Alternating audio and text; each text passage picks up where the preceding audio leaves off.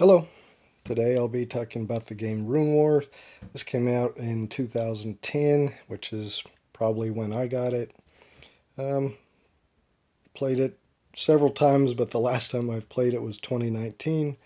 So in a couple of weeks, I'll be playing this with a group of my friends, so decided to get it out, relearn the rules. Since it's been 6 years, I certainly don't remember them. But figured I'd go ahead and do a how to set up and play on this one, so let's get started with how to set up. Oh, before that, I should mention, this is the original. They did come out with a revised version. I think that was in 2013, so I'm not sure. I don't have that version. I'm not sure of the rules changes in the 2013 version, so I'll be going over the original 2010 version. Alright, well, the first thing you'll do is choose a first player. You'll shuffle up the deck with this back. This is the Fate deck. It's used for several things, but one thing it is used for is for choosing the first player. So each player will draw one card, and then the player with the highest number in this bottom middle section here will be the first player. So I'm going to set up for a 3-player game. So we'll have one player drew this one player drew this one, and one player drew this one. So the player that drew the number 15 will be our first player. So that player will get to choose which faction they want to play first, and they'll get to place their map tile first when setting up the map. So we'll say our player chooses the Deccan Lords as their faction, so then they get to take the faction sheet, which is this board with these dials, and then all the components that go along with that, such as the plastic figures. Now these figures don't normally come painted. I did, a less than mediocre paint job on these years ago. Anyway, you take the plastic figures that go along with your faction, the home realm map tile that goes along with your faction, and you can tell by the icon right there that that is your home realm map tile. And you'll see that matches the Deccan Lords there.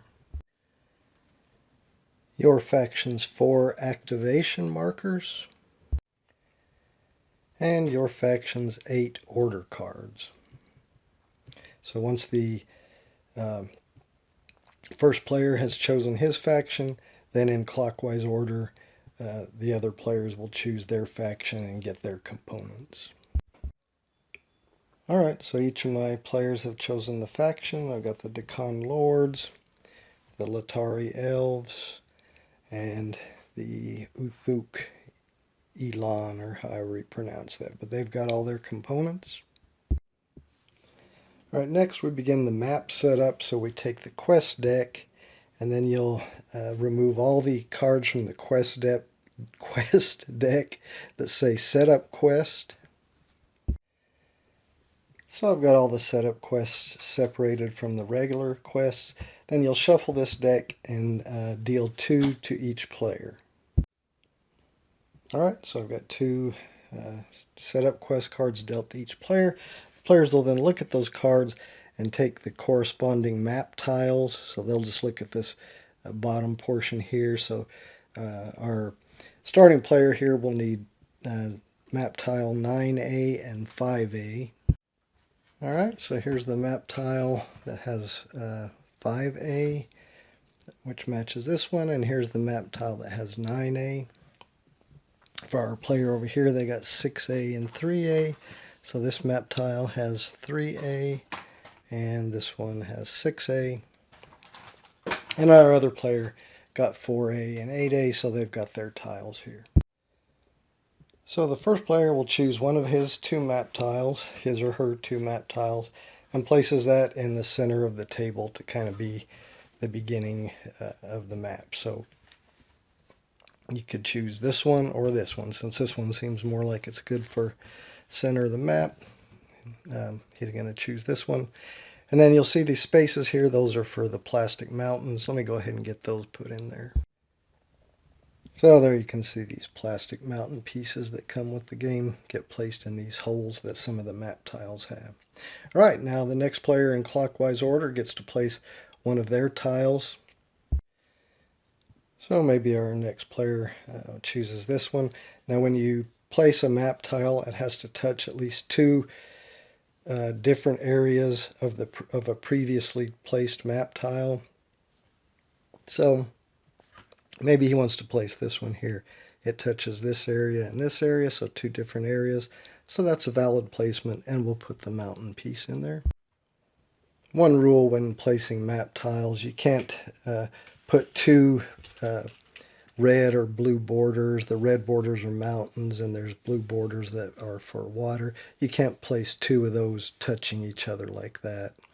This would be invalid because you're not touching two different areas anyway. You would only be touching one area. But in the situation where you could place a map tile like this, you can't put two different mountain areas or water areas. It's signified by either red or blue dots on these next to each other. So all right, so now our next player in clockwise order get to place one of their tiles. So that's this player here, and again same placement rules where it has to touch at least two different areas. So this one would be valid because it's actually touching three different areas. So it's two areas of the new tile have to touch at least two areas of the old tile, of the previously placed tile, which we have. So we'll just go ahead and place that one there, and then we'll place our mountain piece here.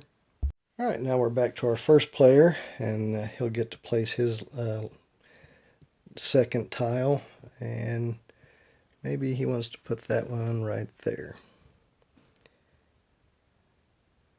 Okay, so it's two areas are touching at least two different areas. All right, so our next player in clockwise order gets to place theirs. So they've got this long one. Maybe they want to put that over here.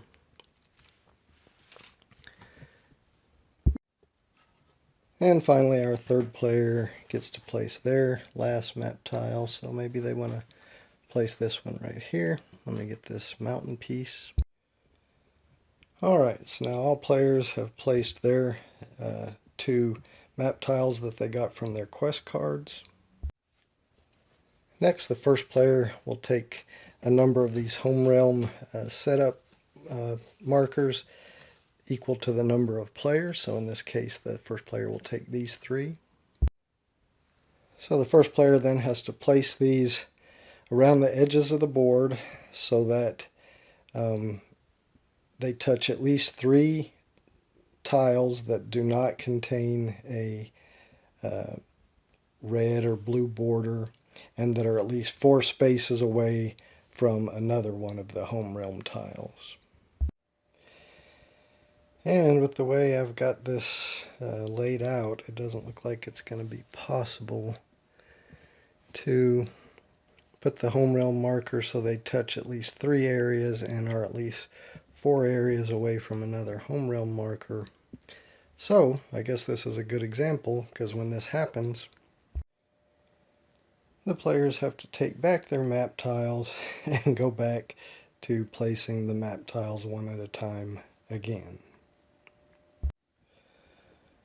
Alright, so I've tried again, place the home realm markers. This one is 4 away, 1, 2, 3, 4.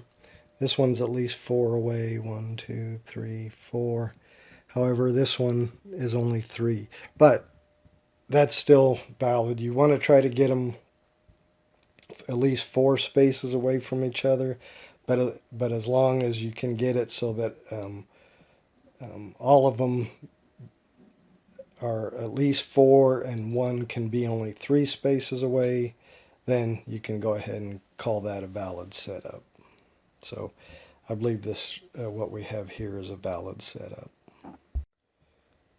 So once the first player is satisfied with his home realm setup, then the player to the left of the first player takes his home realm tile and chooses one of the home realm setup markers and replaces it with his home realm tile.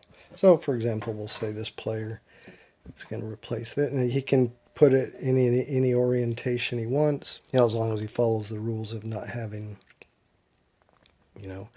colored borders against colored borders. So we'll say this player places their home realm marker there. Then the next player gets to replace theirs. So maybe this player chooses this one, and they're going to place theirs there. And that leaves the first player placing theirs up there. Alright, so all the home realm tiles are placed. The home realm setup markers can just go back in the box. Players then look at the map tiles and look for these icons on the right, and they show which neutral units need to get placed on the map board. So for instance here, we need 2 Beastmen. You can tell that's Beastmen. There's this neutral unit card, and you can look at the matching icons. So we see that's what that icon is, and it's Beastmen. And you can see there's a number 2, so that's how many neutral Beastmen need to be placed there. The neutral units have these beige bases, so this is a Beastman. I'm going to put him there and him here. So you'll do that for each of the tiles. For again, this one here is a Hellhound, and it's just 1. So here's a Hellhound, and I'll place that there. So I'll go ahead and do that on the rest of the tiles on the board. Alright, I think I got all the neutral units set up. We got some giants and some dragons and quite a few sorcerers, some razor wings over here, and some more hellhounds. There aren't any on the home realm tiles. They're only on the tiles that are placed. So we've got all those placed out. You can set all the other neutral units aside. Next, you'll randomize these city tokens and place one face up on each space of the board that has a city token space. So we'll place one there, grab one and place it here. We need one more up here, and one over here. And I think that has them all, so the rest of the city tokens can just go back. Next we come back to the quest deck. We'll turn it over and we'll remove any cards in the quest deck that refer to map tiles that are not now part of the game board. They'll just go back in the box. Then we'll add back the player's setup quests, shuffle that deck, and form our quest deck. So here are our cards that will be going back in the box. We don't have these tiles in the game. These now, not all of these have some of these quest markers don't even have a tile reference, so they'll stay in. But these others we have on the board. There's the ones that were the setup quests. So I'm going to shuffle that deck and form our quest deck. Next, each player will set their dials to their starting resources. You'll see I've already got them, but you can see these numbers here. You'll notice one number at each dial. I don't know if you can tell it here is kind of like a solid maroon or red color where the other ones are white. So everyone will set all their dials to that particular number for their faction, for their starting resource settings for their food, wood, and ore dials. And then they'll also collect their starting tactics cards and influence tokens. So you'll see the Deccan Lords here start with 2 tactics cards and 3 influence tokens. Well, there is 3 there. There we go. The Latariels start with 1 tactics card and 4 influence tokens. And the Uthuk start with 4 tactics cards and 1 influence token. So I've given those to the different players. Each player receives 4 stronghold tokens that match their player faction. So these are for the Deccan Lords. You can tell by the kind of the blue dots there. And then they place 1 stronghold token in their on one of the 3 spaces in their home realm. So the home realm for the Decon Lords was up here, and so maybe they're going to put their stronghold here in this space. The Latariels, this is their home realm. They're going to put their stronghold there. And for the Uthuk, this is their home realm, as denoted by this icon. And they're going to put their stronghold right here. Each player then recruits units from all his starting resources. So to recruit units, you just look at your dial, see where it's pointing, and you get any figure on that space and further back. So for instance here, we would get the Decon Lords would get 1 footman here and 1 footman down here, so he'll collect 2 footmen. Here he'll just collect 1 archer. He's not pointing to a figure here. He's pointing to a tactics card, so he gets 1 archer. So 2 footmen, 1 archer, and here he gets 1 knight, because it's pointing to the knight. There's nothing further down. So 2 footmen, 1 archer, and 1 knight, and then they can place those units in any spaces in their home realm. So, for example, here's the 2 footmen, the 1 archer, and the 1 knight, and they can go anywhere in any of the three areas of the home realm of the Decon Lord. So maybe he'll put his 2 footmen there, his archer there, and his knight there. Alright, so now we do that for the other players, recruit their units from their 3 starting resource, or from their resources, and place them, and I'll get that done off camera. Alright, so the Latariel's got 2 archers, 1 sorceress, and 1 warrior, and they've placed theirs all in this one space where their stronghold is.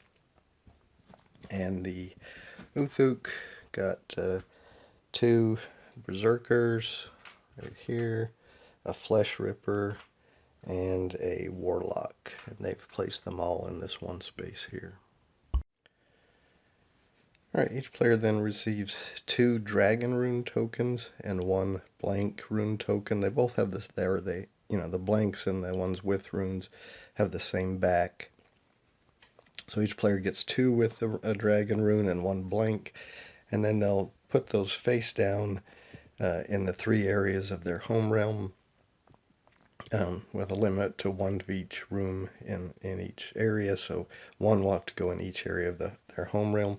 So 1 area in their home realm will have a blank, and 2 of them will actually have dragon runes. So each player will get that and place them in their home realm as they see fit. So maybe this player puts a real one there, a blank one there, and a real one there. And I'll do that for the other players. Alright, so the Latariels have placed their rune tokens here, and the Uthuk have placed theirs here. Again, 2 of them are real dragon runes and 1 of them is blank. Okay, then each player's dealt 2 quest cards that they'll just keep in their hand. Next, you'll take your hero cards, which have this back, and they'll have icons that show their alignment. So the ones with this kind of whitish banner background, those have a good alignment. The ones with this black banner background have an evil alignment, and the ones with the green icon up in the top right, those are neutral. So you'll want to separate them right now into the 3 different types. You'll randomize or shuffle your good heroes and your evil heroes, and deal 1 to each of the players that matches their alignment. So the Decon Lords are good, so we'll shuffle up and deal them 1 from the good hero deck. The Latariels are good as well, and the Uthuk are evil, so we'll shuffle and deal them 1 evil hero. So let me get that done. Alright, so the Decon Lords got Ronan of the Wild here. The Latariels got Rune Witch Astara, And and the Uthuk over here got Mad Karthos. So that's their starting hero, and then they go ahead and get the figure that matches that card. Alright, so we got the figure for Ronan here, got the figure for the Rune Witch Astara here, and the figure for Mad Karthos here. Remember, they don't come painted or with this bad paint job. That's from me. Alright, so once the players have their hero figure, they then place that figure in any area of their home realm. So for the Deccan Lords, I'll just say he's going to put his hero here. I'm just picking up this. Alright, for the Latari Elves, they'll have their hero figure start here, and Uthuk will have Mad Karthos start here. We then shuffle all the unassigned hero cards to form one deck. So all the good, neutral, and evil heroes will get shuffled to form one deck of the remaining heroes that weren't already chosen. Alright, so you'll shuffle your quest deck and just place it nearby. Shuffle your fate deck, place it nearby. Shuffle your reward deck, place it somewhere nearby. Your tactics deck, place it somewhere near the board. Place your shuffled hero deck somewhere nearby. Shuffle and place your two objective decks. You've got one for good alignment and one for evil alignment. You'll shuffle your 4 season decks, spring, summer, fall, and winter, and place them in separate piles near the board.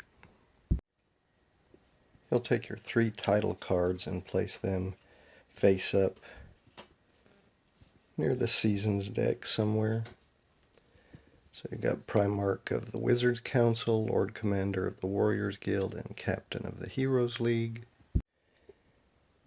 Each player gets 5 development tokens that match their faction. I should have mentioned that earlier when I was getting the faction components. You then just place your other tokens nearby: influence tokens, damage tokens, training tokens. Your rune tokens separated by real rune and false runes, defeated hero markers, and your battle marker. Just place them somewhere near the player area. And finally, each player draws 1 objective card that matches their alignment and keeps it face down in front of themselves. They can look at it. So 1 for the Deccan Lords, 1 good for the Latari Elves, and 1 evil for the Uthuk. And that finally completes setup. As you can see, it takes up almost all the space here on my small table, but that completes setup. So now we'll move on to how to play. Alright, well, how do we play? Well, the game of Runewars is played over a number of rounds. Each round is made up of a season, and during each season you'll resolve a season card. You'll see we have spring season, summer season, fall season, and winter season.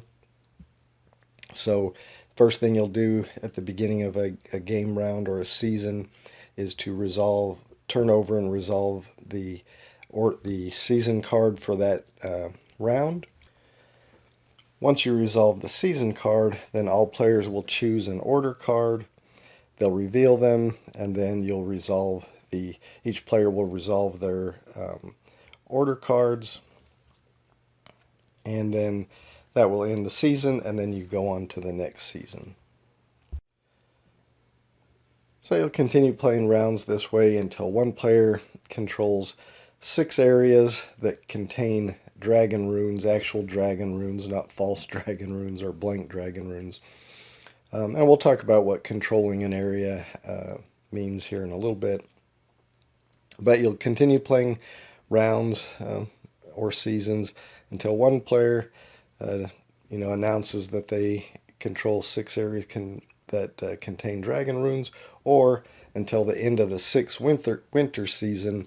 And if by that time nobody has control of 6 dragon runes, then the player at that point that does control the most dragon runes will win the game.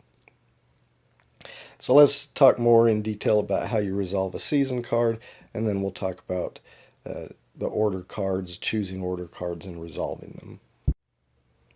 All right, so as I said, the very first round of the game will start with the spring season card. So the first player will draw the top card from the spring season deck, and then they'll resolve whatever, read out aloud, and players will resolve whatever this one is. For example, this one is each player may recruit units using all of his resource types, and we've seen recruiting units like during setup we were able to recruit using all resource types, so you know how that works. And then all recruit order cards played during this season are considered blank and have no ability. So you wouldn't want to play a recruit order card during this season if this was uh, the primary ability of this season card. So after you've resolved whatever the primary ability is of the season card, you then resolve the secondary ability. Now the secondary ability is the same for each season card of that season. So this secondary ability, and I'll explain what it is here in just a second, is going to be the same for every card in the spring deck. And then the summer season will have a secondary ability that is the same for every card in the summer deck, and a similar thing for the fall and winter. They'll each have their own secondary ability, but it's the same on every card. So the primary ability will be different. It'll be some immediate effect, or it may be some effect that lasts longer. But the secondary ability will always be the same for that particular season. So let's talk about what the secondary ability is for this for the spring season. So if we look here, we see the secondary ability. One of them is that all players will pick up all their activation tokens from the board. We haven't talked about placing activation tokens yet. We'll do that more when we're talking about order cards. But players will place activation tokens on the board, and during the spring season, when you're resolving the secondary ability, players will pick up all their activation tokens. They'll also be able to pick up all their played order cards that had previously been played in the other prior season. So that's how you get your order cards back into your hand. And finally, you'll get to stand all routed units on the board. So during battles or other game effects may cause units to be routed and tipped over, and we'll talk more about what routing a unit is and how that works later. But and when you're doing the spring season secondary ability, all routed units, including neutral routed units, will get to stand back up and no longer be routed. So that's what the secondary ability of the spring season is. The secondary ability of the summer card allows players to heal or move or train their heroes. So remember, each player has a hero figure that they can move on the board, and we'll talk more about that later. But when they move them during using the secondary ability of the summer phase, they can quest in order to try to resolve quest cards.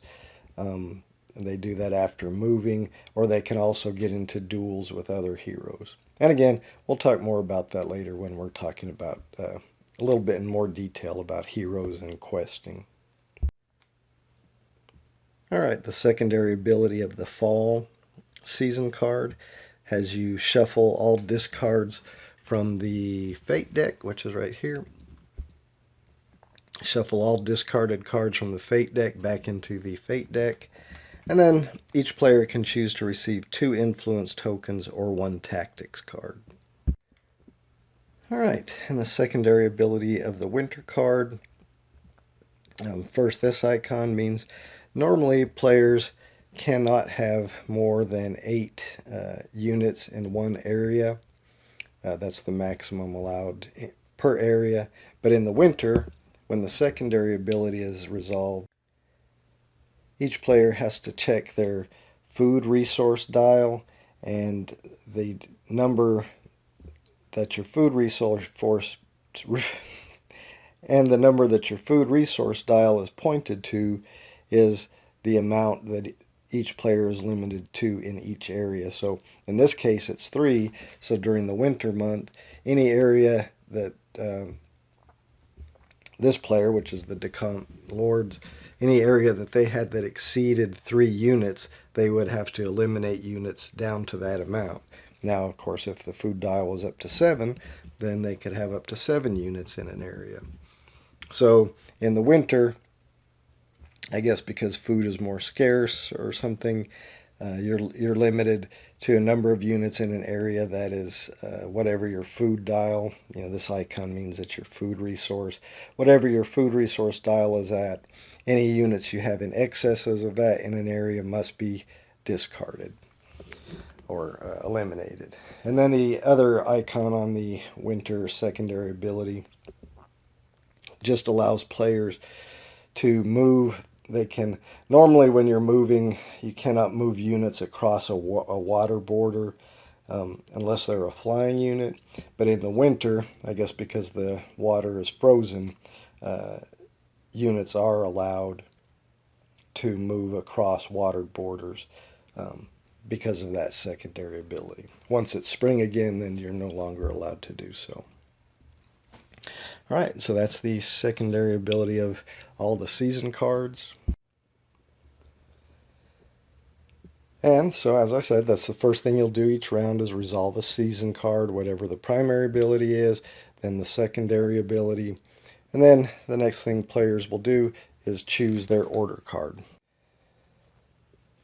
So players start with 8 order cards. During the choose order card step, the players will choose one order card. They'll place it face down in front of themselves. And then once all players have chosen their order card and have them face down in front of themselves, all players will reveal their cards simultaneously. And there's a number here at the bottom. And the players will then resolve their cards starting with the player who played the lowest number. So they're numbered 1 to 8, so 8 would be the highest. So the player that played the lowest number would get to resolve his order card first. Then the player who played the second lowest would then get to resolve their order card, and so forth until all players have resolved their order card. Once you've played an order card, it stays face up in your play area until you resolve the spring secondary ability that allows you to play or pick up all your order cards. So, in the spring you're going to play an order card, and then it will stay out of your hand. So when you go to summer, you'll only have 7 possible order cards that you can choose from. And then once that's been resolved and you move on to fall, then of course you'll only have 6 possible order cards to choose from. And when you move on to winter, you'll only have 5 possible order cards to choose from.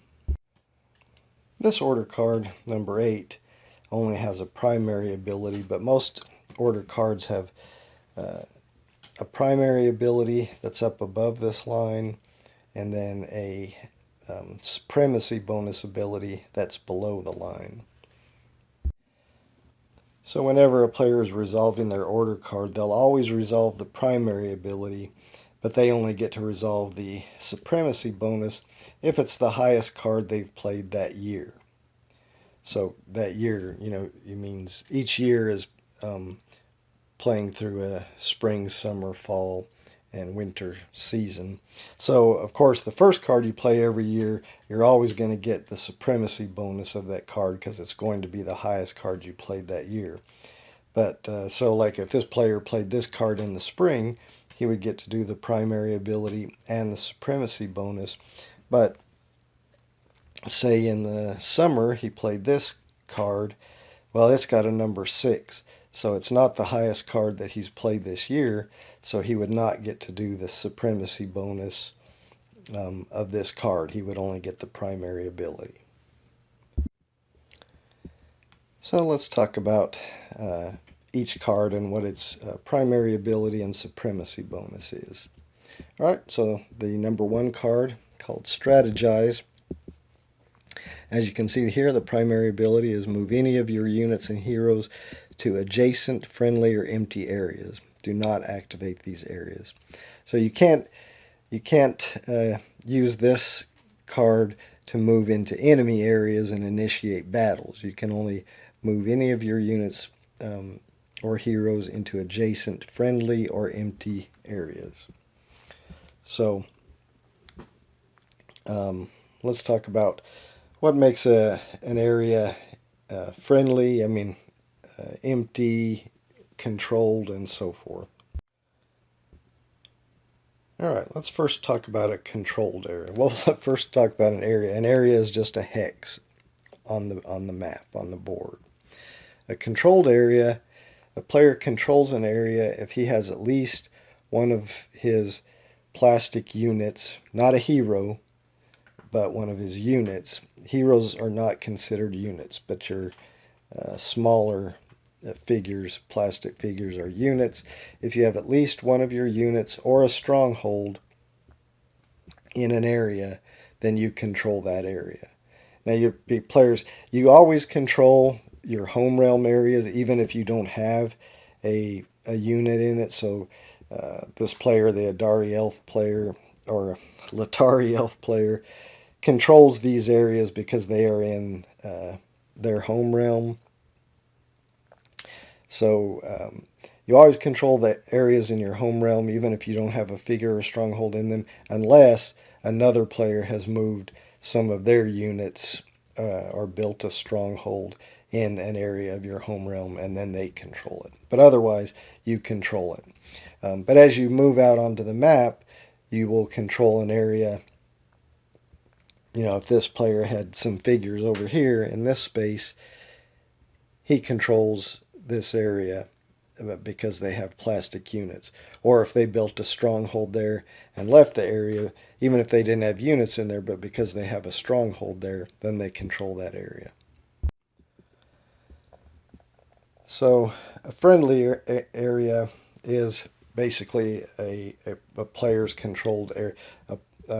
Area is friendly to a player if they control it, if they have units there, or a stronghold there, or if it's an area in their home realm that doesn't have enemy units or strongholds in it. Okay, an empty area is an area that has no units or strongholds in it. So if an area has neutral units, it's not empty. But an area that just has a city token in it like this, but no units of any type or strongholds, is also an empty area. Your home realm, even though they have nothing in them, they're not considered empty areas. So your areas in your home realm are not considered empty areas, but otherwise an area that contains no units and no strongholds is an empty area. An activated area is an area that contains one of a player's activation tokens, and a player can usually never move out of an activated area, an area that contains one of their activation tokens. So they won't be able to move out of that area until in the spring season when they pick up their activation tokens off the board. And of course, an enemy area is an area controlled by another player. So not an area that has neutral units, but an area that is controlled by another player. I think that covers most of the area types we need to talk about right now. So we'll get back to the Strategize card, which lets you move any of your units and heroes to an adjacent, friendly, or empty area. So if this player wanted to play this Strategize card, they can move any of their units and heroes to an adjacent. So they could move some or all, including their hero, to this area. It's considered empty because it has no units or strongholds in it. It does have a city, but that doesn't keep it from being called an empty area. So they could move and maybe move their hero because it's adjacent to where they are. And as it says here, you do not activate the area. Most cards that allow you to move units. After you've moved there, you then have to activate that area by placing one of your activation tokens. But the strategize order does not have you do that. But you can only move to an adjacent area, no further. And it has to be, of course, empty or friendly. So they couldn't move units here because it's not an empty or friendly area. It does have a neutral hellhound in there. And then, of course, the supremacy bonus that you get if it's the highest numbered card you've played that year. You get the supremacy bonus, which for this one is then draw tactics cards as allowed by your resources. So you would get to look at your dials here, and because of your wood dial here, you would get to draw one tactics card here. There's nothing down further, and nothing at this point or below. So this player would get to draw one tactics card. All right, the next number 2 order we see is called Mobilize. And with this one, you can activate an area. So you'd have to place an activation token in the area and move units, any of your units to it from up to 2 areas away. So you could activate an area, even an area that contains neutral or enemy units. So maybe if you wanted to move to this space and fight these hellhounds, you could activate that area and then move any units. So from any units you have across the board that could reach that in 2 spaces that you want to move there, you can move them. Now, even though this says move any of your units to it from up to 2 spaces away, if you have a fast unit, like you'll see the knight is considered a fast unit, then it can move to that activated area from up to 3 spaces away.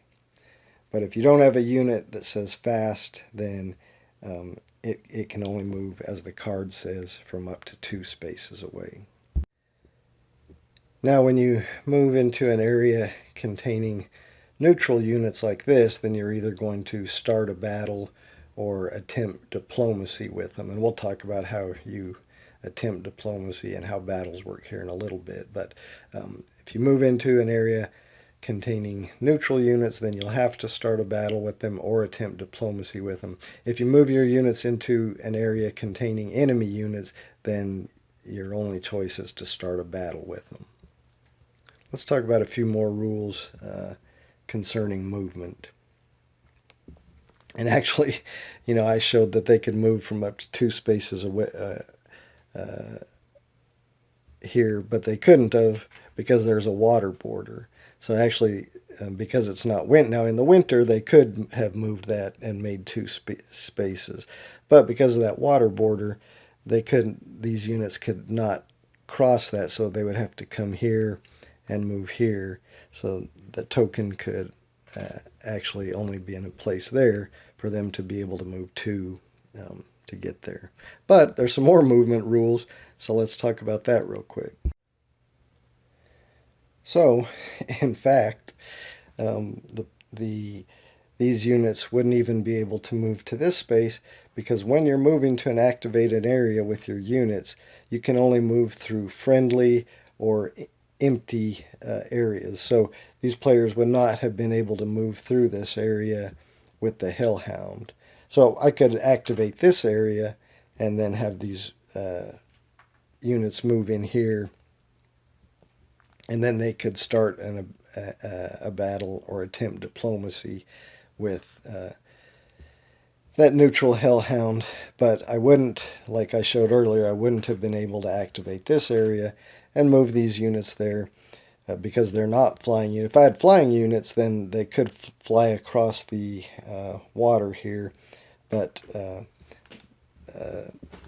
this is not a flying unit. Though you'll see the Latari elves do have a Pegasus rider. That's not one of the ones that's currently on the board. And I kind of keep showing over here, but this guy's units are actually way up here. These are Latari elves units. But if I had a Pegasus rider, because it says flying and fast, so I've talked about earlier, fast means that it could actually move to an activated area from up to 3 spaces away. Flying also allows a unit to cross over a water border or a mountain border, whereas regular non-flying units cannot. Now, a flying unit still can't cross over an enemy or neutral area. So the flying unit couldn't have come over this way, but it could come over this way. But anyway, I couldn't activate this area and then move any of these units there because they can't cross the water border and they can't move through an area that contains an enemy or neutral unit. So the best I could do is activate this area and move these units in here and then start a battle or attempt diplomacy. But if I had had units here, I could activate this area that's up to 2 spaces away, and because this is an empty area, they could move through it and then move over there, and they didn't cross any water border, and the areas that they went through were empty and or friendly. They were empty.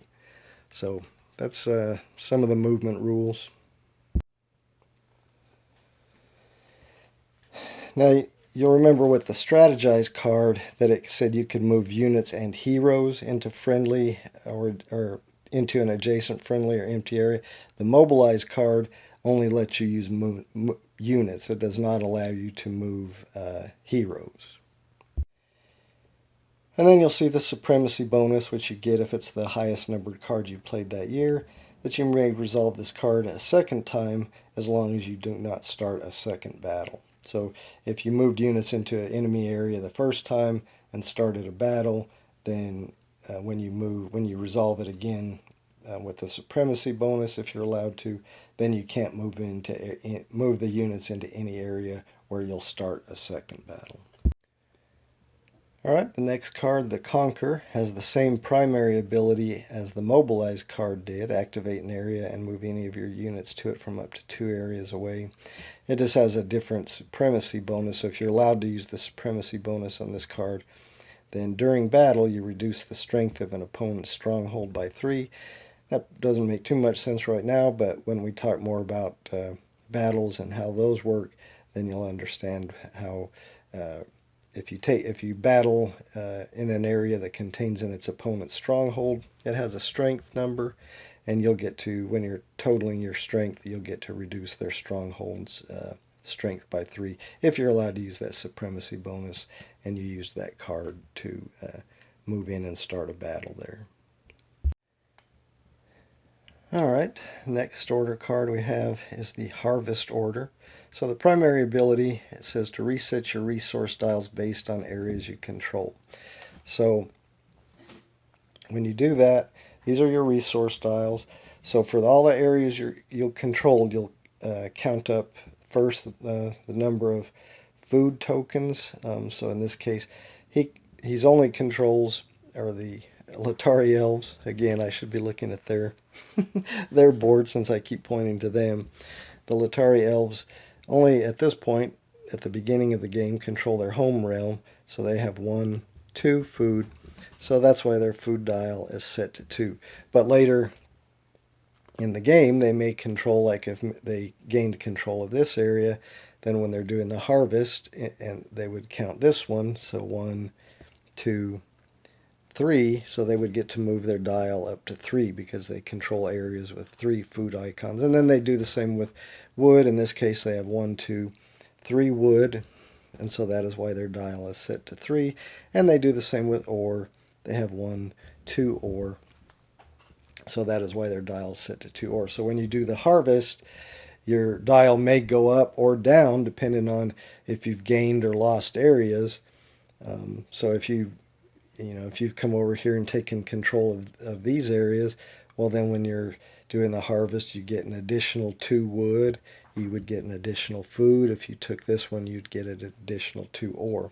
But if then later you lose them and you have to do the harvest ability, then your dials are going to get reset lower instead of higher. So that's how the harvest works. So that being said, whenever you gain a new control of a new area, you don't immediately get to move your dials up and down. Like if the Latari Elves gained control of this area, they would not, as soon as they gain control of that area, get to move their food dial up one food. You only get to do that when you're doing your harvest. Alright, let's look at the supremacy bonus on the harvest order card. Remember, you only get to do the supremacy bonus if it's the highest numbered card you've played that year. This one says you gain any bonuses provided by your developments. We haven't talked about developments yet, but you'll remember each player gets to start with 5 development tokens. You normally get to build a development by using this supremacy bonus. It says, you gain any bonuses provided by your developments, and then you may lose 1 wood. So you would lower your dial by 1 for wood, and then build a development at a friendly stronghold. So it has to be one that doesn't already have a development. Each stronghold that you have can only have 1 development. You see it's got a little dent there where you can place your development if you build it. So if you did have a development and you're resolving the supremacy bonus, gain any bonuses provided by your developments, and you had this development. So this development allows a player to increase one of their resource dials by 1, but it has to be one that's provided by the area that that development is in. So in this case, if the player had this development and was resolving it, they could increase their wood or their ore dial by 1. This development allows a player to receive 2 influence tokens. This development token would allow the Uthuk player to draw a tactics card when they're resolving their supremacy bonus of the harvest card. And there are some other development tokens that are used during battle, and I guess I'll talk more about those when we talk about battle. But those are the ones that are used when you're resolving the supremacy bonus of a harvest card. Alright, the next order card to talk about is the recruit order card. The primary ability lets you recruit units based on one of your resource types, so not all of them. So you choose one of your resource types, like if you chose food and your dial was set to here, then you would get to recruit 2 footmen if you were, the Deccan Lords. But if you chose to use your ore and your dial was here, then you would just get 1 knight. If your dial was up here, you would get a siege tower and a knight.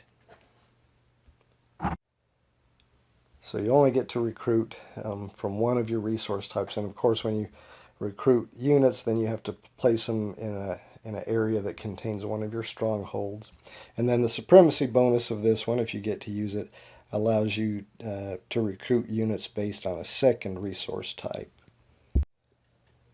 So that would be a different resource type than you chose for the primary recruit, and again the units would go into friendly stronghold, and you have to of course adhere to the area stacking limit of no more than 8 units in the spring, summer, and fall, and of course in the winter then it's whatever your food dial is set to. If you have more than 1 stronghold because you built other strongholds, and we'll talk about how that's done here in a minute, but if you have more than 1 stronghold when you recruit, you can place the units, you can split the units you recruit. You can put some at 1 stronghold and some at another stronghold. They don't all have to go to the same stronghold. Alright, let's talk about the next order card, the Rally Support order card. So the primary ability, for each city you control, gain neutral units, tactics cards, influence, or quests. So if you control an area that contains a city, so if you controlled this, you had units in here, you controlled this area with this city, then when you resolve this Rally Support card, you can choose to gain 1 of those. So you could either gain 2 neutral units with the circle base, so that would be 2 of these sorcerers, I think they are. And since the allied units, because they're I mean the neutral units, because they're placed in an area you control, then they're allied with you, and as long as they are with units that you control, then they will count basically as your units. You can move them and fight with them and so forth. So you can choose to gain 2 neutral units with a circle base, or 2 tactics cards, or 1 influence, or 1 quest card. That's with this city. Now another city, for instance this one, if you controlled this city, um, you could gain 1 neutral unit of a triangle base type, which I think is a beastman, or 2 tactics cards, or 2 influence, or 1 quest card. So you get to do that for each city you control. And then the supremacy bonus of this one is you can spend up to 3 influence to draw the same number of hero cards. So if you spend 3 influence, you could draw 3 hero cards. If you spend 1 influence, you can draw 1 hero card. Choose 1 to keep and shuffle the rest back into your deck. And so you that gives you a way to get additional heroes. You would take the hero card that you chose to keep, put it face up in your play area, and then take that hero figure and place it in one of your strongholds. And we'll talk more about what heroes are for here in a little bit. I mean, we talked about in the summer that the secondary ability of summer lets you heal, move, and train heroes, and we'll talk about how they work and how they relate to quests in just a bit. Alright, the next card is the Acquire Power card. The primary ability is gain influences provided by your resources. So you would look at all your resource dials, and anywhere that the dials pointed to or below, you would get influence tokens as indicated. So here you would get 1 influence tokens for your food resource, none for your wood until it's at least up here, and then here 1 for your ore. So if this player played the Acquire Power, they would get 2 influence tokens. Whereas if the Latariels played it, they would get 1, 2, well, they would still only get 2. But as you can see, as your dials move further up, then those cards become more powerful because you can gain more influence tokens. So that's the primary ability. Secondary ability is to choose a title card. Claim it by spending more influence than is on the title card. Remember, these are the title cards. So when a title card is up here, it's got no influence on it. So if you're the first player to play this, you can choose one of these title cards and spend any amount of influence. Like maybe you could just spend 1, and then you take it in your play, put it in your play area. You leave the 1 influence you spent on it, and then you have the benefit of that card. For instance, this one, you decide the winner of all influence bids. We haven't talked about those yet, but you get, if you're the Primarch of the Wizards Council, you get to decide the winner of all influence bids and gain 1 influence each time a Wizard Council season card is drawn. So each of these has a benefit to the player that has that title. So if this player, maybe he spent 1 influence to get this card. Now he could spend more than 1 influence. You know, he could spend 2. Okay, but then when another player plays this card, if they get the supremacy bonus and they want this title, well, if you've only got 1 influence that you spent on it, they could spend 2 influence to take the card. So then they take the card, discard your influence, put their 2 influence on it, and then it goes into their play area, and then they have that power. And then the next time somebody uses this ability, if they want that card, then they would have to spend more than that 2 influence, and then they would take that card and put however much they spent on it. So I think you can see how that works, and that's for each of the different title cards. All right, and the final order card is Fortify, and you can see it says perform any of these 1 time each. So for the first one, you can lose 1 ore and 1 wood, so you'd have to lower your wood dial by 1 and your ore dial by 1. And then you can build a stronghold in any area you control that does not contain a city. So I think that's self-explanatory. You would take one of your other stronghold tokens, put it in that area, and then you have a stronghold there. You can lose one ore to repair one of your strongholds. So in battle, one of your strongholds might get damaged and you have to flip it over. And when it's damaged, it has less strength. So you can spend one ore by lowering your ore dial by one if you have it to repair a stronghold. And finally, you can choose two friendly areas. You may freely move rune tokens between them. So you can choose any two areas that you control that are friendly, and you control them. You can pick up the rune tokens there, randomize them, and then put them back down, one in each area. So, that's, I guess, a benefit if maybe you have a rune token that you know is an actual rune that's in an area where another player may be getting close to trying to take that over, and you know you've got a false rune, a blank rune somewhere else. You may want to use that ability to pick up those two rune tokens, mix them up so that the player doesn't, hopefully know which one it is which, and then place them back down. So that's pretty self-explanatory. That covers all the order cards. All right, I think we need to move on and talk about how battles work with neutral units and enemy units when you move into an area containing enemy or neutral units. All right, let's talk a little bit about how battles work, how diplomacy with neutral units work. So, for example, we'll say the Uthuk player played the Conquer card, so they can activate an area and move any of their units to it from up to 2 spaces away. So they've got some units here. So we'll say they activate this area. And then they can move any of their units. Now, a hero is not a unit, so they can't move the hero with that card.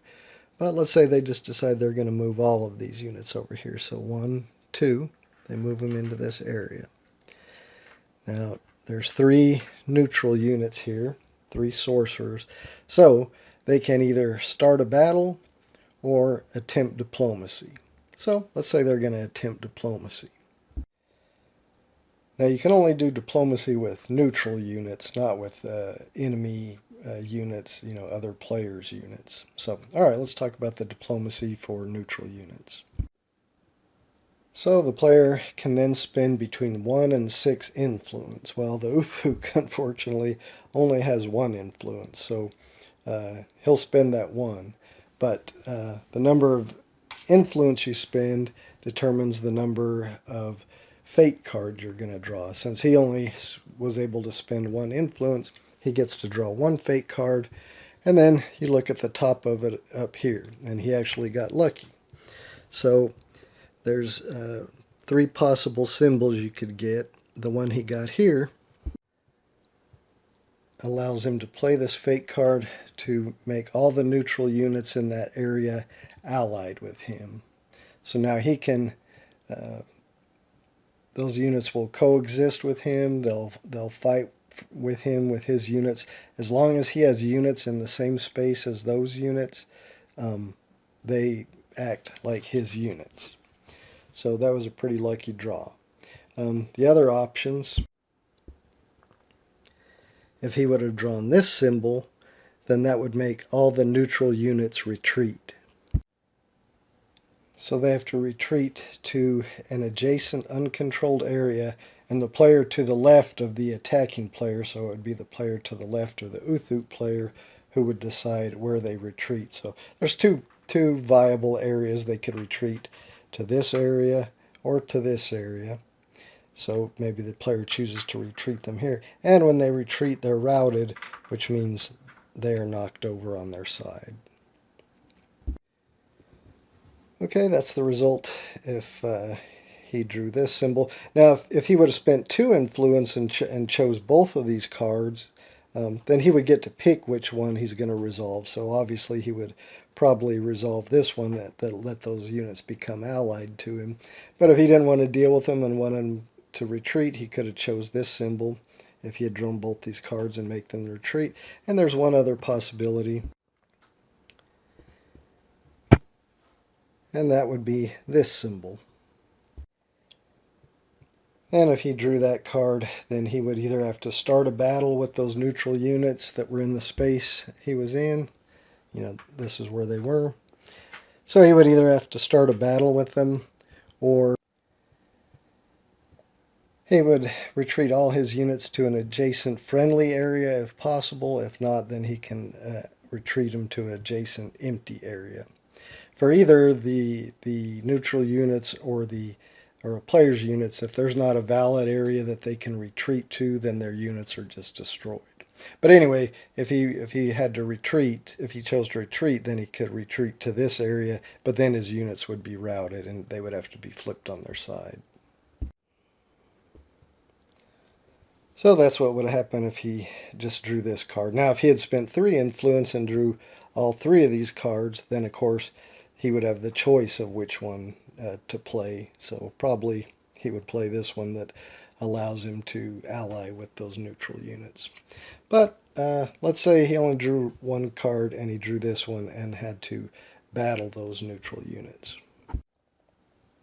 So when a battle takes place, first thing you'll do is put the battle marker in there to remind you that that's where the battle is taking place. Then the players involved in the battle, in this case it would be the Uthuk player, and for neutral units, the player to the left of the attacking player controls the neutral units. So we'll see that in a minute. But this player would take all his units off of the area and place them next to their locations where their description is on the side of his board. So this Flesh Ripper would go here. This Warlock would go here. And these 2 Berserkers would go right here. The player to the left of the Uthuk player could take one of these neutral unit cards, kind of just put it somewhere in his area, and place those neutral units next to where they would go. He's only got sorcerers, so all 3 of them would go up here next to the sorcerer. If there were other neutral units, they would go next to the image that's shown. And you'll see there's a number next to where these units are placed, similar over here, number 1, 2. That's the initiative order in which the players will use those units in rounds of battle. Next, if this player had any tactics cards that had some start of battle abilities, he would be able to play those.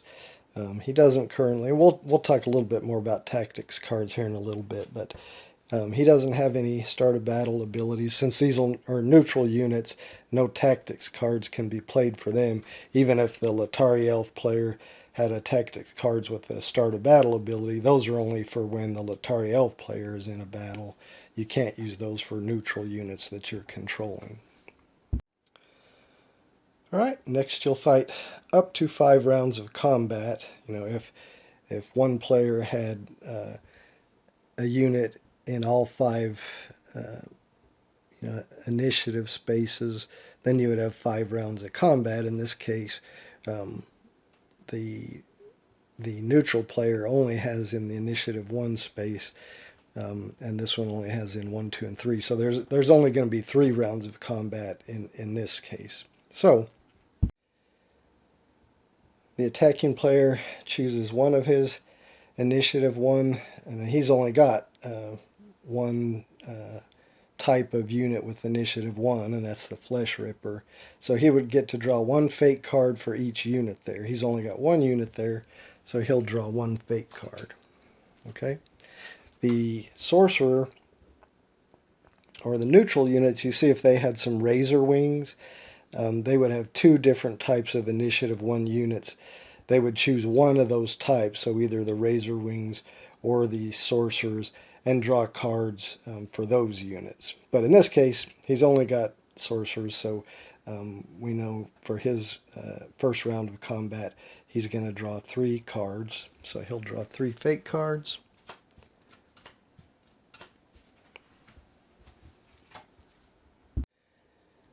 Players will look at their fate cards and look at the section that corresponds to the base type of that unit that they're playing that combat round. So this is the rectangle.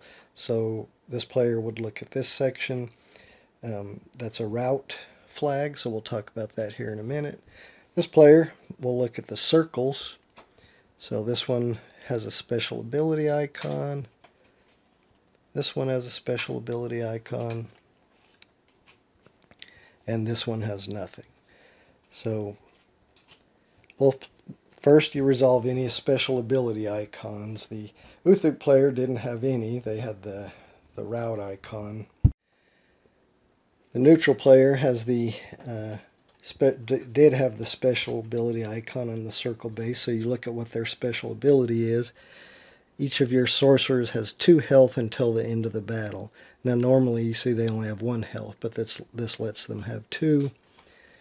And this is the same thing, so that doesn't make them have 4 health. They still only have 2 health. So that's all he got. So first you resolve any special abilities. He's got those 2, so his sorcerers have 2 health. Alright, then any player with route icons gets to play theirs. So we know the Uthuk player did have 1 route icon, so that forces his opponent to route one of his units in the battle. So he gets to choose which one, so he's going to choose this sorcerer, and he routes it by flipping it over. Alright, then next we would resolve any damage icons, but now we've seen that that he only had 1 card and he's already resolved it, and this player didn't have any damage icons, so that's it for the first round of combat. Nobody had any damage icons, so they've played all their cards.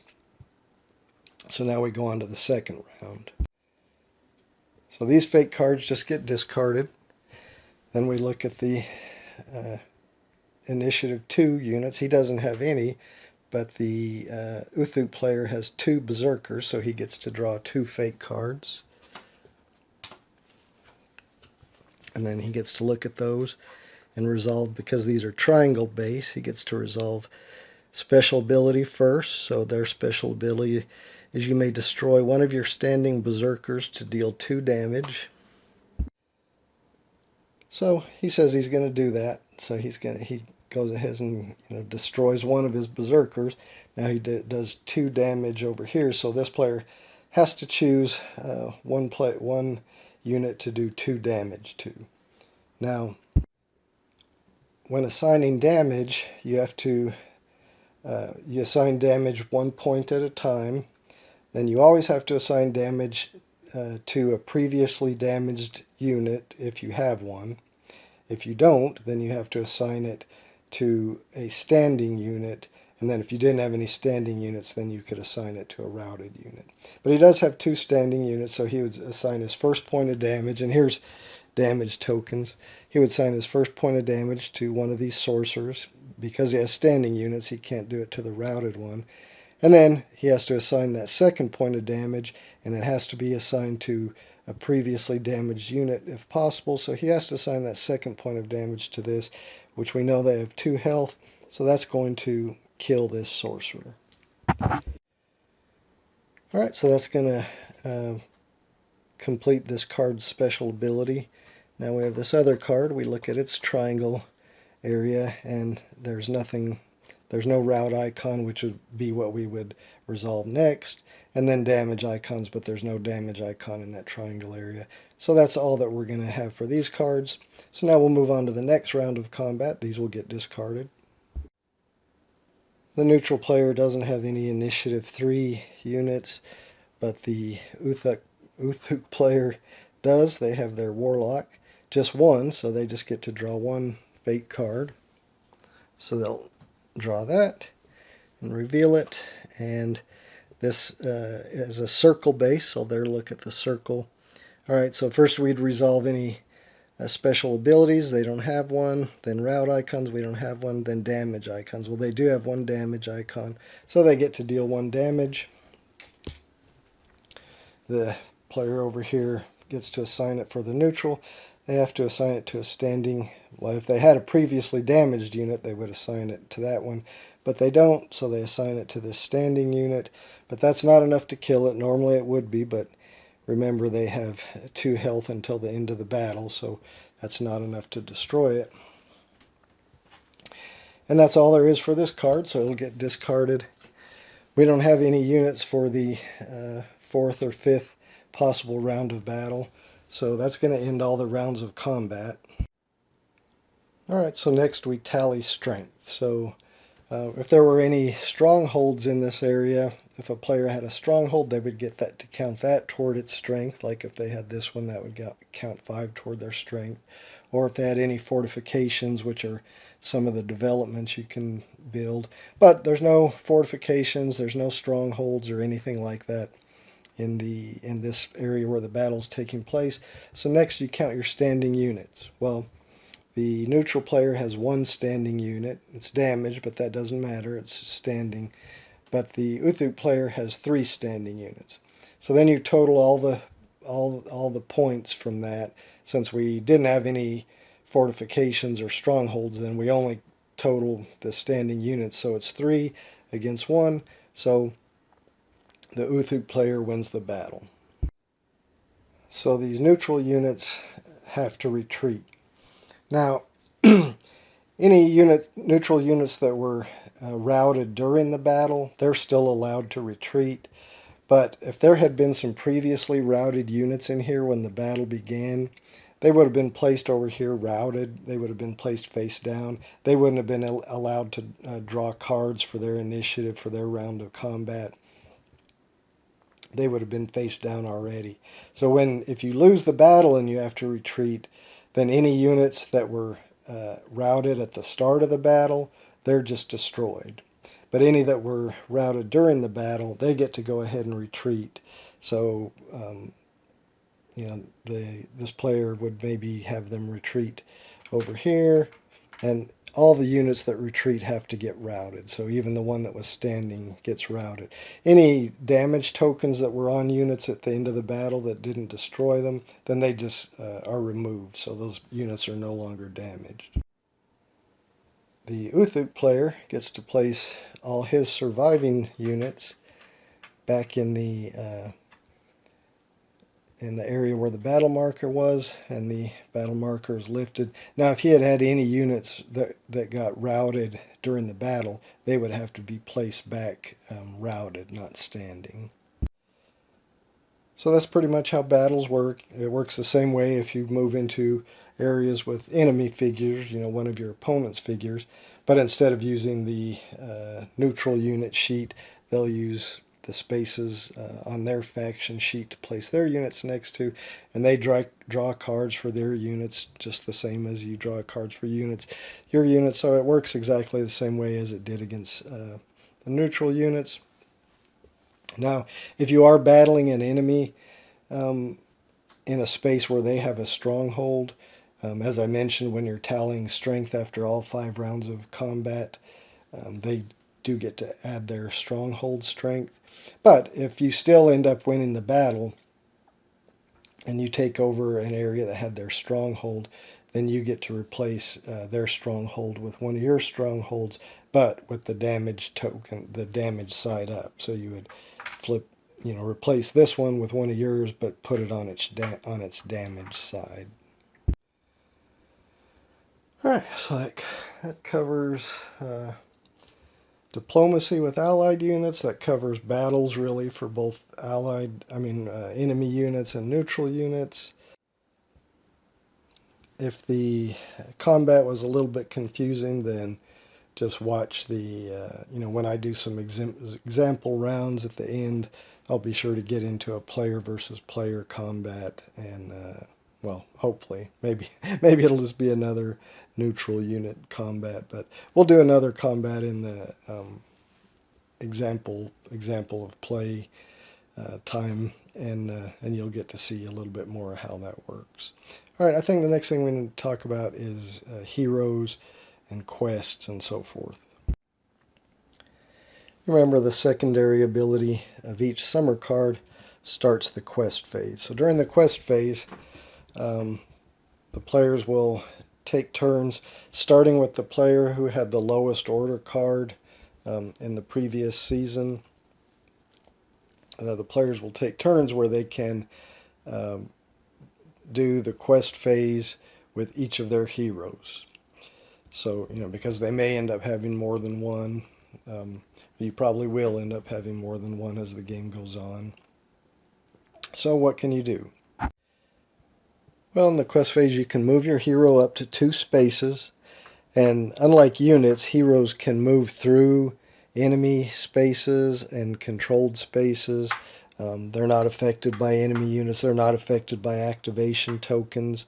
Now they are affected by water and mountains. They can't cross a water space unless it's winter or over a mountain range. But they can move through enemy spaces and so forth. But anyway, they'll move. You can move them up to 2 spaces.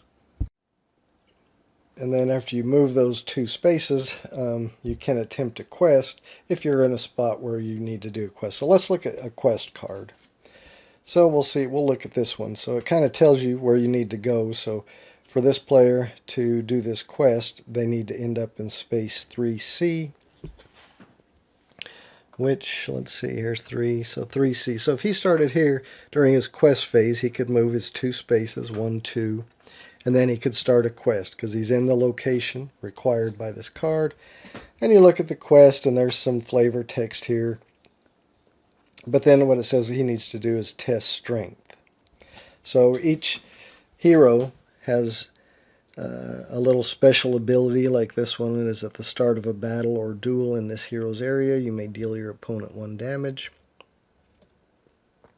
But then he has attributes here: strength, agility, and wisdom. So since this requires a strength test, he looks at his strength attribute and he'll draw that many fake cards. So he'll come up here, draw this many fake cards, and then the test shows you what symbol that you choose, what the result is. So this one, if he gets this symbol or this symbol, then he receives a reward. If he gets this symbol, then he has to retreat. So we look at the cards that he drew. He got one with this symbol and one with this symbol, so he would probably choose this one to resolve, which is this symbol, which would let him to receive reward.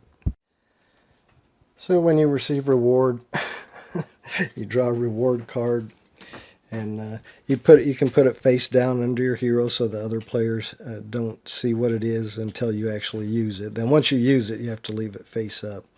But you'll see what this one has, the special ability symbol there. So this will be used when a player is in a duel, and we haven't talked about or when a hero is in a duel. We haven't talked about heroes in a duel yet, but it's when they battle another hero, and we'll talk about it here in a minute. But if when they're in a duel with another hero, they draw a fake card with a special ability symbol, then they can do this, where they test this hero's wisdom, and if they get the right symbol, they can heal 2 damage.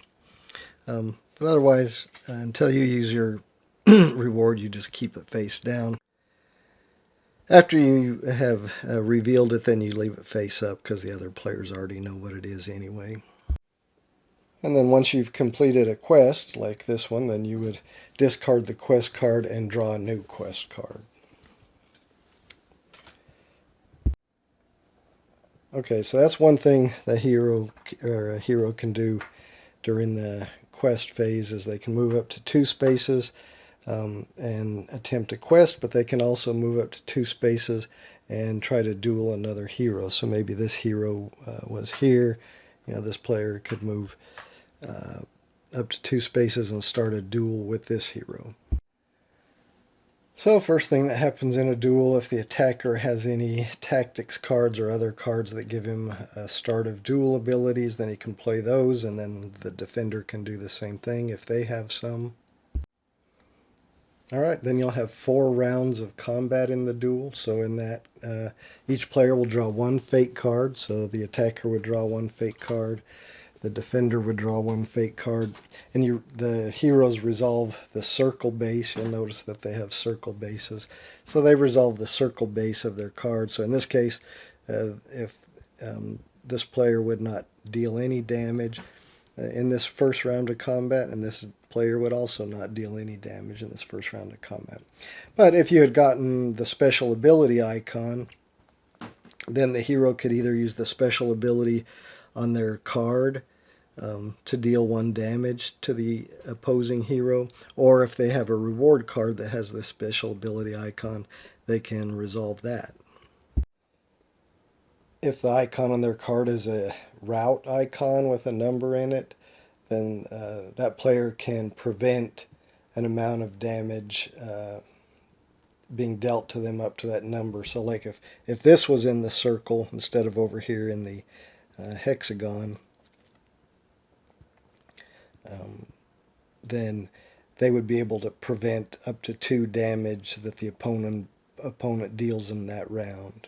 But in this case, it's not. It's blank. But that's how, normally in a regular battle, the route lets you route your opponent's units, but in a duel, route icon lets you prevent damage that's dealt to you that round. If it was a damage icon like this that was in the circle section, then you would deal that amount of damage. And that's it. And then once that's resolved, then you'll draw another card and resolve another round of combat. And you'll do that for 4 rounds of combat. But if a hero has ever dealt enough damage during the duel to equal or exceed their health, like this one's health is 3 and this one's health is 3, then they're defeated. So you may not do the full 4 rounds of combat if your hero is defeated, or if you defeated the other hero before the 4th round of combat. If the duel ends and neither hero is defeated, then they both just stay in the area that they are in. But they keep whatever damage is on them. They don't get healed at the end of battle like the units that were not destroyed in a regular battle. When the heroes have their duel, any damage that they have, like if this one received 2 damage and this one received 1 damage, they would keep that damage on them. If one hero is defeated, then they'll remove their hero figure, and any reward cards that they had underneath their hero card are picked up by the hero that won that duel, and they get to keep those reward cards. One other thing I wanted to mention about hero movement is a hero can always look at a rune in a space or a player can always look at a rune in a space where his hero is in. So that way they can try to use their heroes to determine where false dragon runes are and where real dragon runes are. Otherwise, players are only allowed to look at runes in areas that they control. So usually their home realm and then other areas they've taken over. But even if you don't control an area, if you move your hero into that area, you can look at the rune there.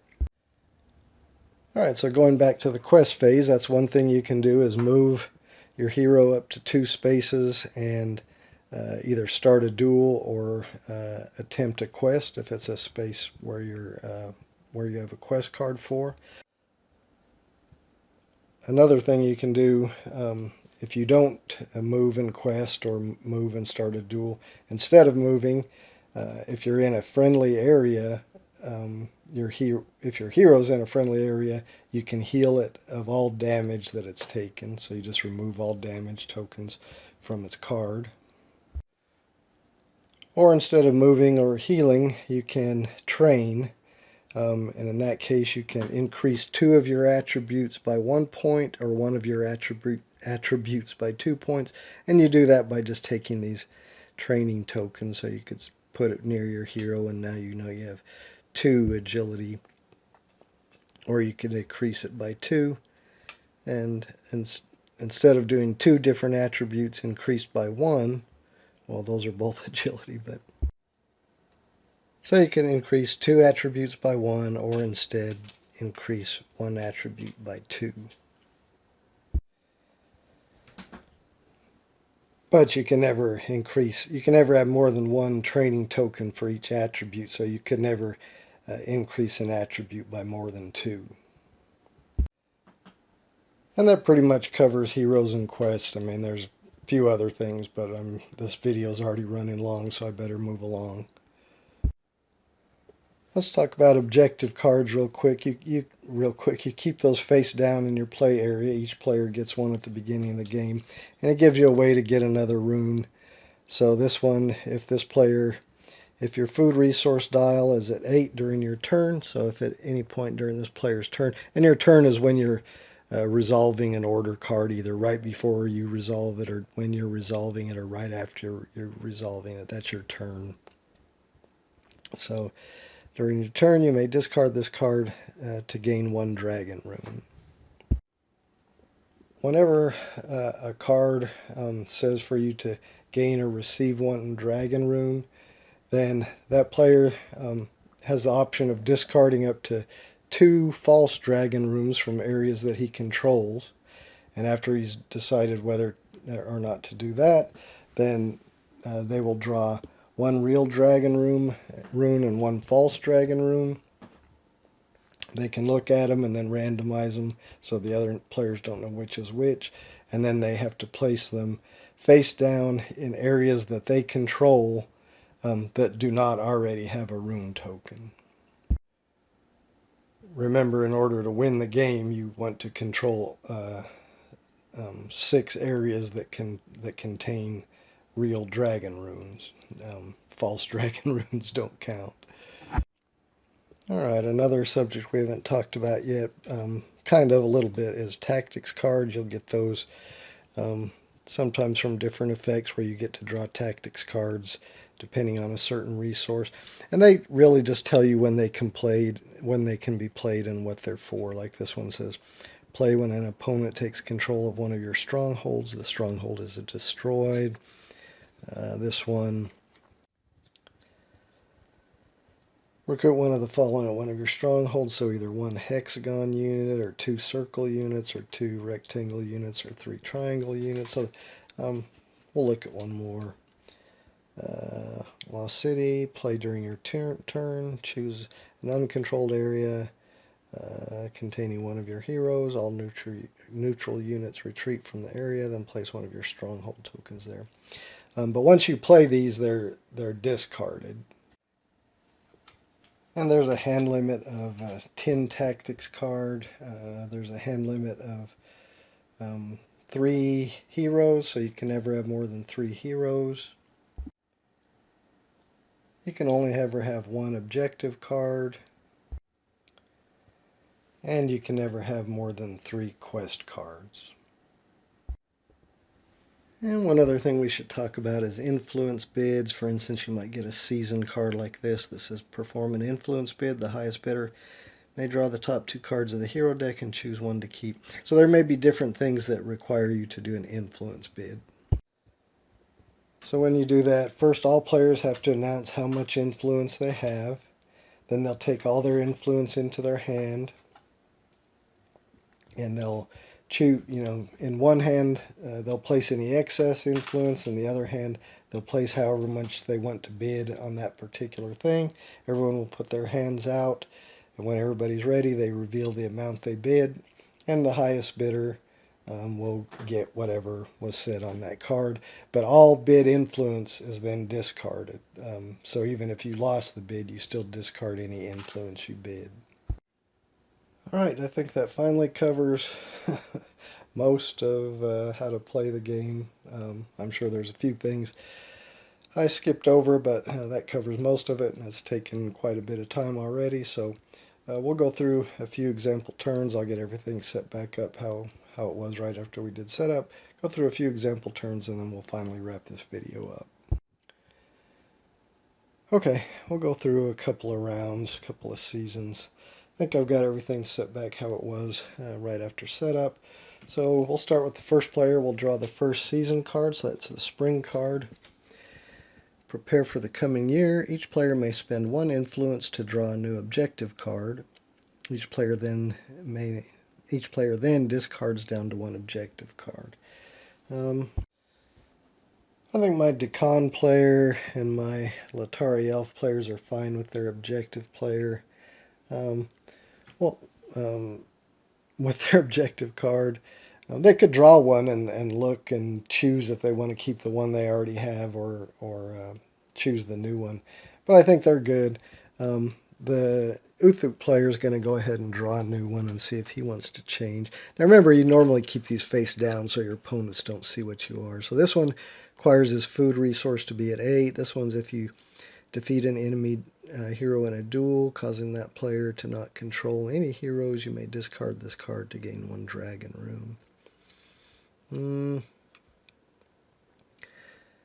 We'll just say he's going to keep that new one, but who knows. Alright, I'm just keeping that face up so I know what it is. Normally you'd keep it face down. Alright, and then we go ahead and do this secondary ability.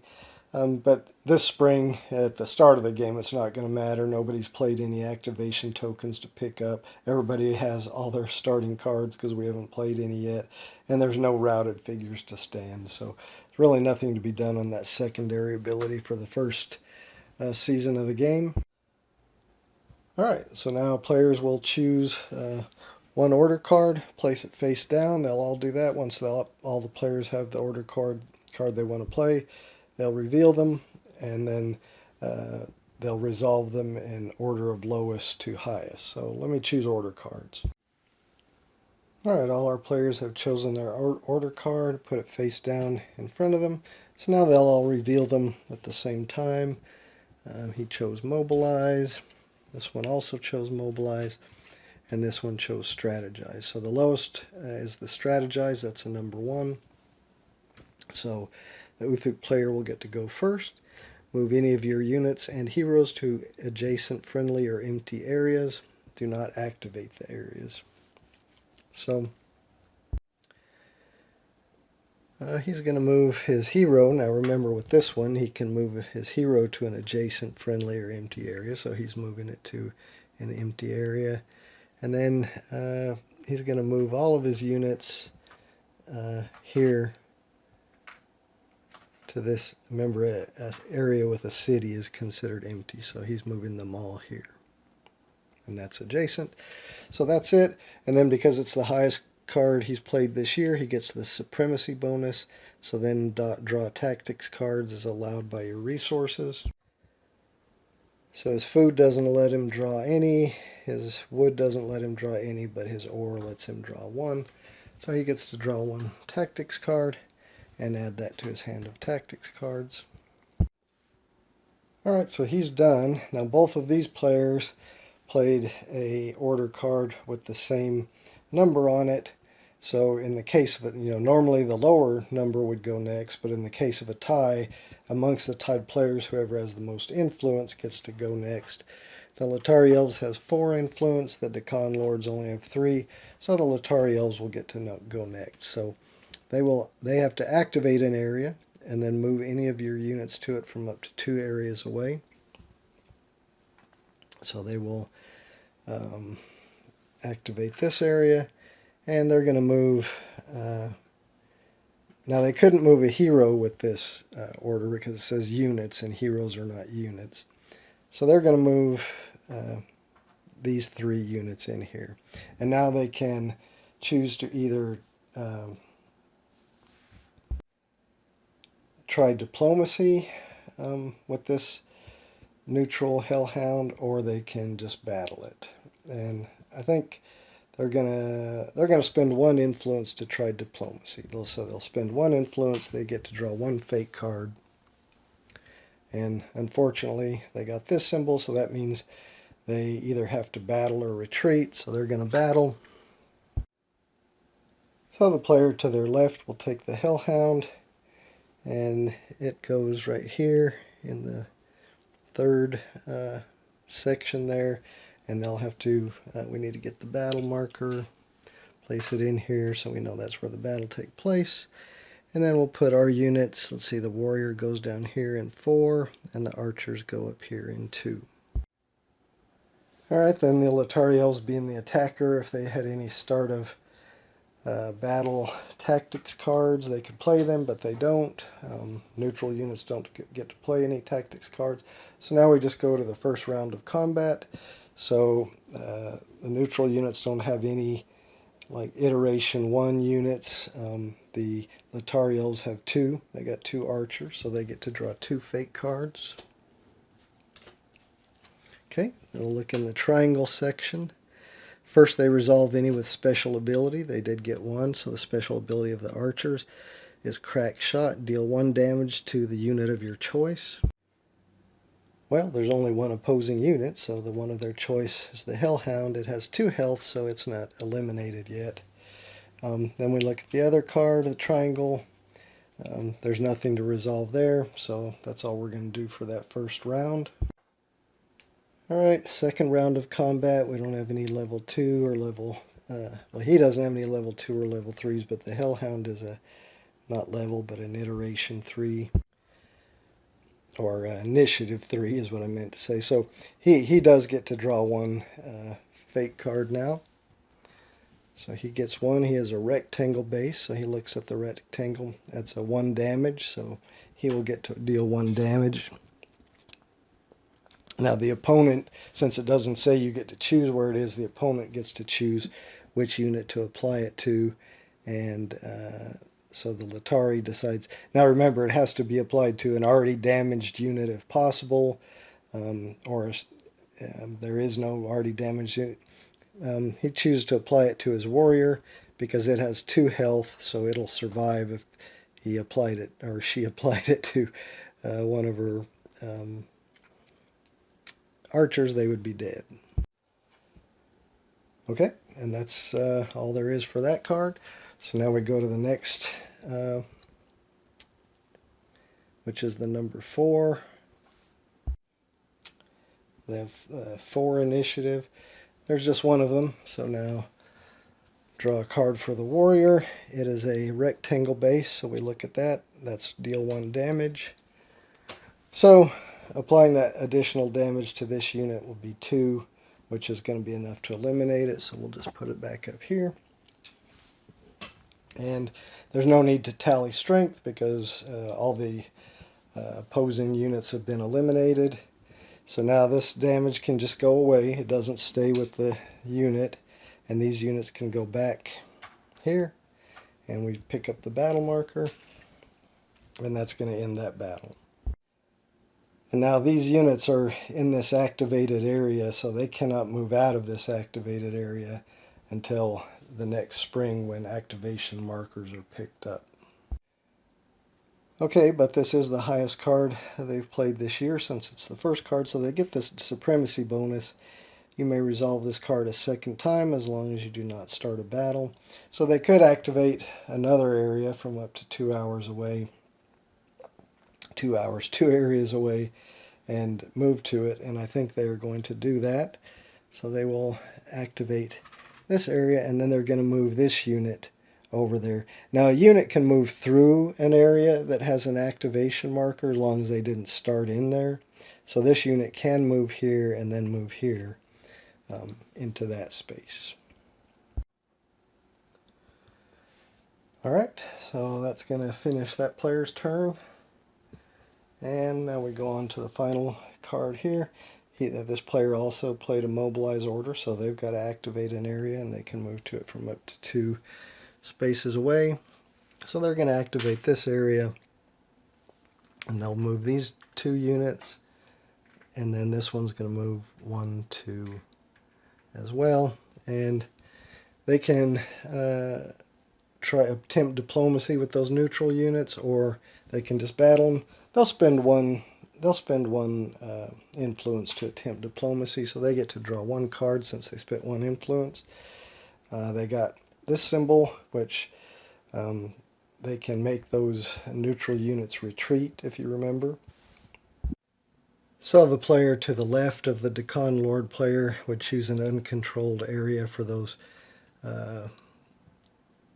neutral units to retreat to.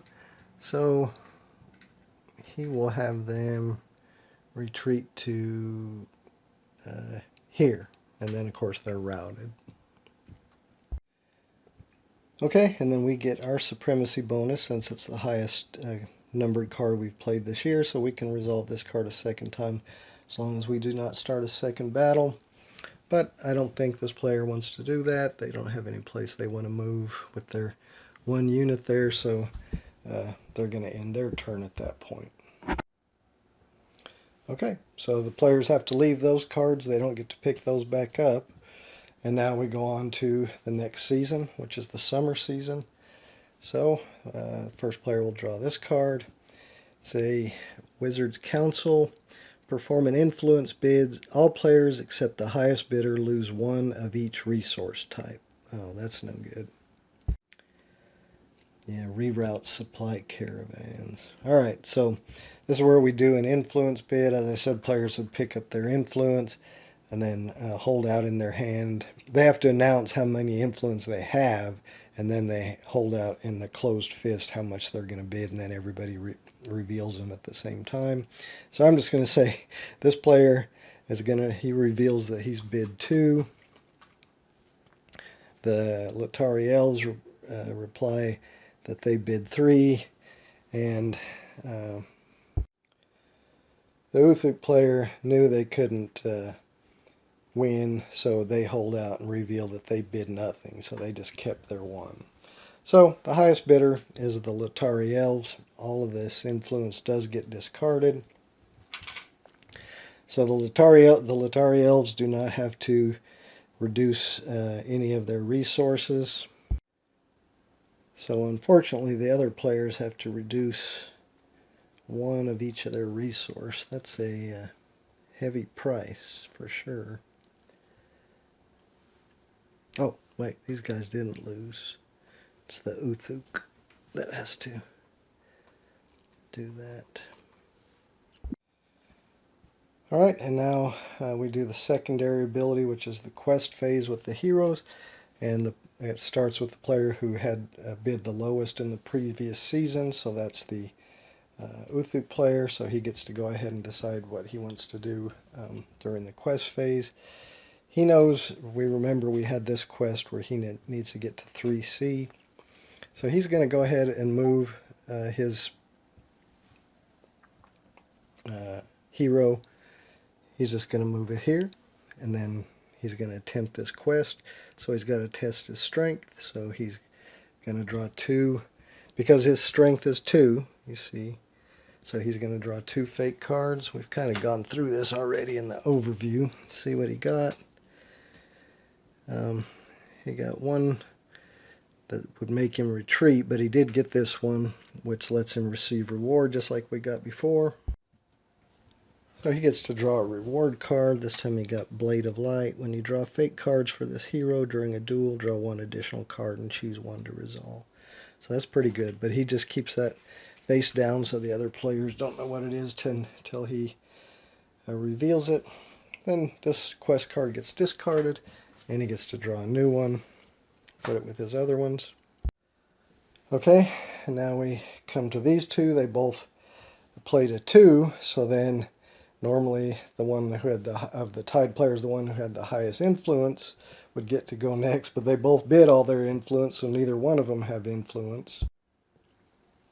Alright, so since that's tie, then you go with the player who had the most influence at the start of the game, which would be the Latari Elf player.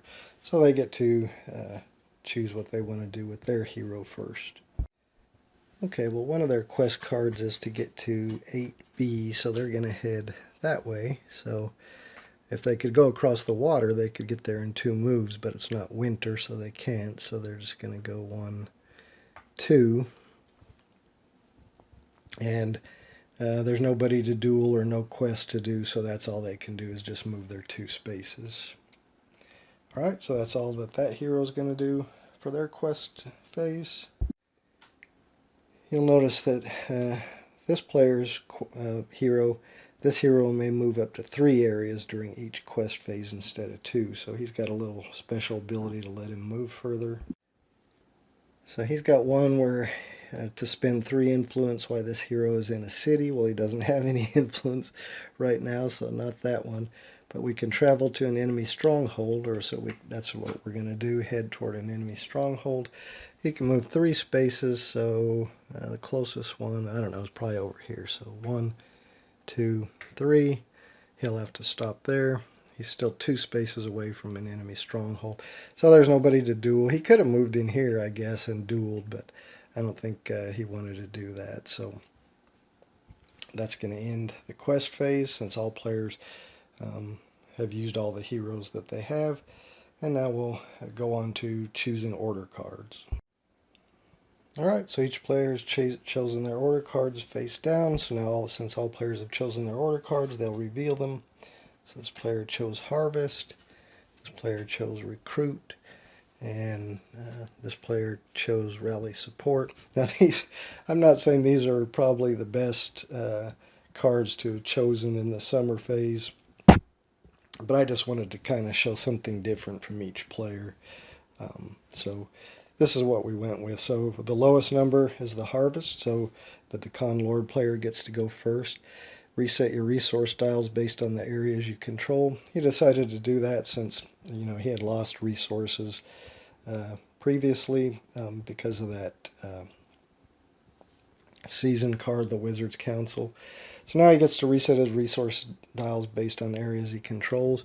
So he controls this one 2 food, this one 1 food, so that's 3 food. So he goes back to this on 3 food. Now for wood, he gets 2 wood for this one, and then now he controls this area, so he gets another 2 wood. So now he's at 4 wood. So he gets to move this one all the way up to 4.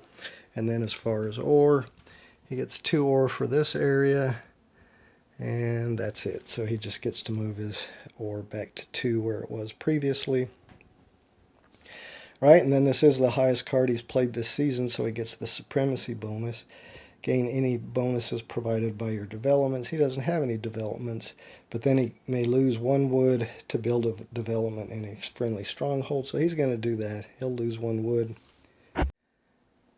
And he'll place this resource development in here, and that'll let him, when he harvests and gets the Supremacy bonus, that'll let him get an extra food. Alright, so that's going to end that player's turn. So the next one with the lowest card is going to be the Latari Elves. They played a 5 and the Uthu played a 6. So they did a Recruit. But before they do that, they're going to play this Tactics card, Favorable Alliance.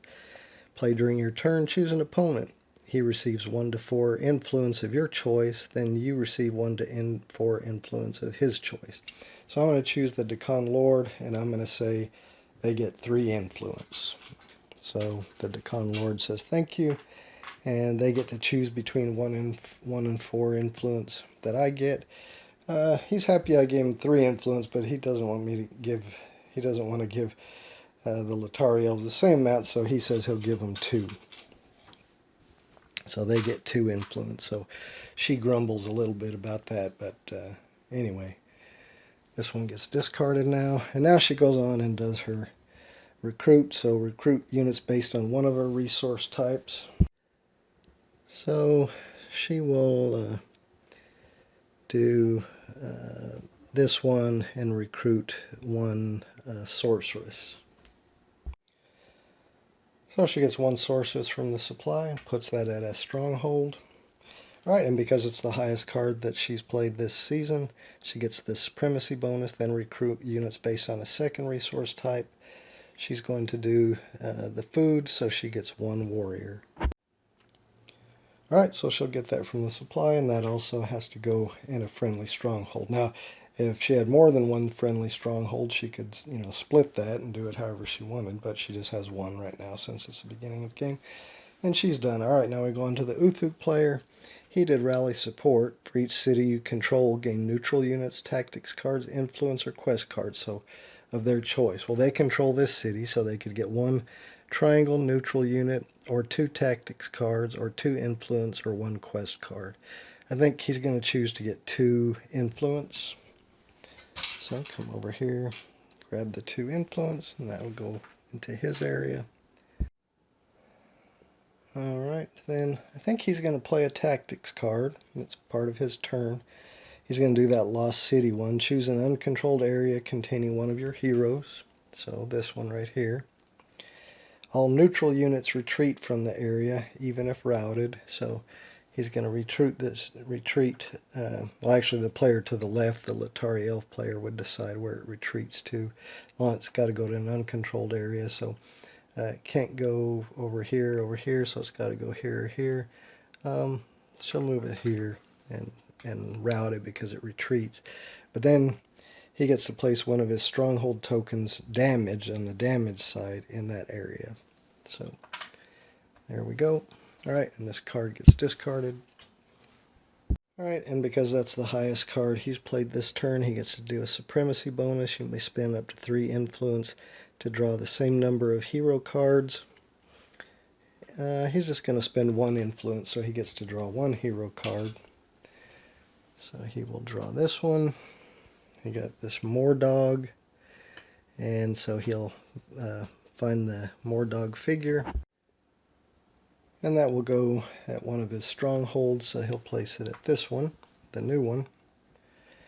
And that's going to end his turn. Alright, we've gone through 2 rounds. I think I'm going to go ahead and wrap it up there. Of course, the next thing we do is reveal the next season card, the fall season card, and resolve it. But this video is pretty long already, so I think I'm going to wrap it up. But again, you keep playing in this way until somebody manages to control areas with 6 real dragon runes.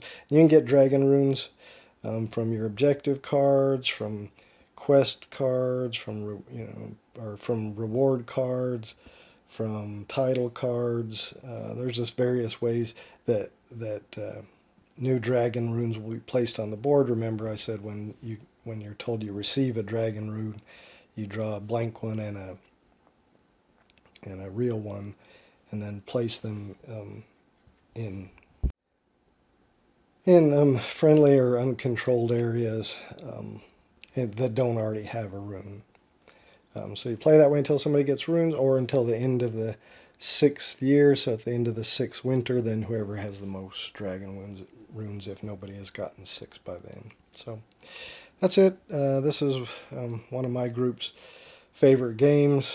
We don't get together too often, so we don't get to play it too often, and it's a long game. It takes several hours usually.